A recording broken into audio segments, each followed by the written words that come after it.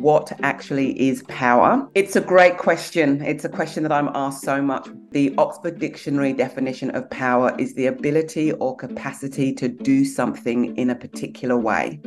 And when I read that, I knew, wow, we've been told that power is only for a certain few, but actually power is for everyone.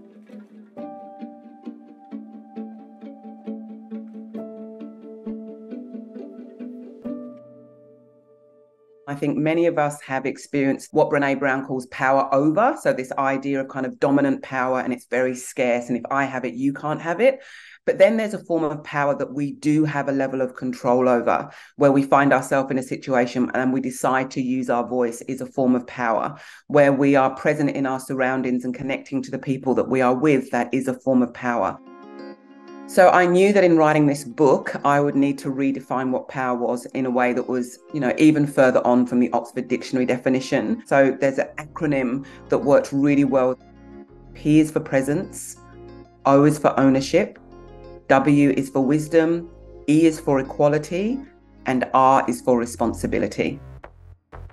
Each power principle can feed into one another. So when we are present in our lives, what is working, what is not working, we then can take ownership. When we take ownership, we can trust our own internal wisdom. When we trust our internal wisdom, we know that we are equal as human beings, even if our external resources are wildly different.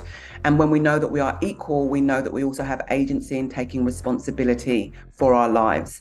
And the power principles can work in the order that they need to be. So sometimes for myself or with a client, the question is, I'm feeling powerless in this situation. What principle do I need to tap into? So they can also be taken as individual tools to use.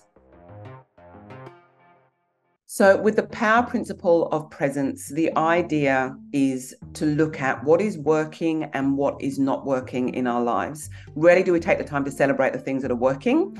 And sometimes we're present to what's not working, but it feels too scary or too confronting to actually go there. And the reality is that our ability to be present in our lives has a massive impact on our connection to ourselves and our connection to other people. Women in particular have been conditioned to believe that our worth and our value comes from being of service to other people, to be present to other people. Now, there is nothing wrong with loving our loved ones and being supportive, but when it comes at a cost to ourselves, that is something that over time no longer works. And this is what we're looking at, this whole idea of power and the structures. There are structures around us all the time, but how do we navigate so that we can be present to our own lives?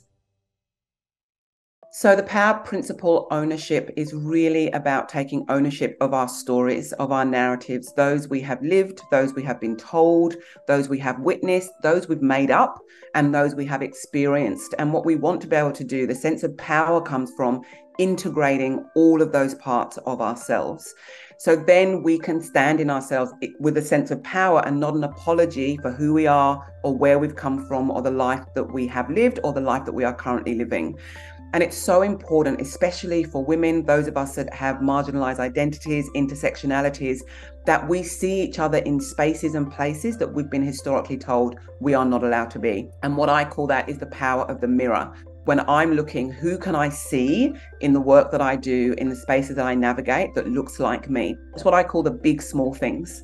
It's a small thing to see someone that looks like you in a particular room or a particular place, and yet it is huge. It is the sort of thing that changes the trajectory of our lives because we're being told you are allowed to be here. Wisdom, the third power principle, is basically about us not outsourcing our lives. I think we all have people in our lives, or maybe we're that person where something comes up and we ask every single person for their advice. And what I'm inviting people to do is to tap into the internal wisdom that we all have. And sometimes it's just been a long time since we've tapped into it, so it can be hard to bring to the fore. And as I've already mentioned, for women especially, because, that wisdom can be buried deep down, but actually we know we're a wise breed. And so one of the ways that I talk about this is the power of words. And I have worked with leaders that have been in their industry for 20 years plus, and they will find themselves in a meeting where they know something, and yet they will say, I think it would be best if we, as opposed to, I know we are going down the wrong path. And as women, it is really important to tap into our wisdom. And when we know something, we know something. We don't have to say, I think. We don't have to say, in my opinion, unless we actually are thinking, and if it is an opinion. The fourth power principle is equality, and equality looks different for different people. For me, what I wanted to explore was, what are the diversity blinkers that we all have?